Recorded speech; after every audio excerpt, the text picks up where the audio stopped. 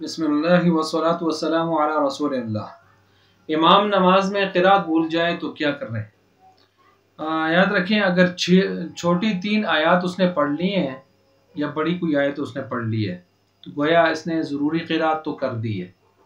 ऐसी सूरत में अब ये करे कि ये वो अगर समझता है कि ज़्यादा बोल रहा है या ग़लबा हाल तारी हो चुका है तो ऐसी सूरत में लंबी न लगाए, रुकू में चला जाए।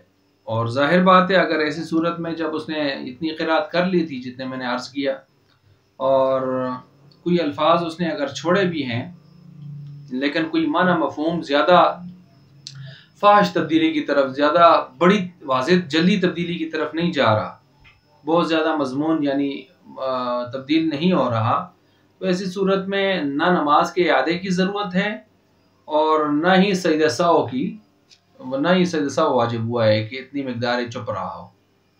तो बहरहाल ऐसी सूरत में इमाम का लुक़मे लेने का इंतज़ार करते रहना और लुक़मे वसूल करना या लोगों का जो है वो बार बार लुक़मे देने में जल्दी करना, ये बातें अच्छी नहीं हैं।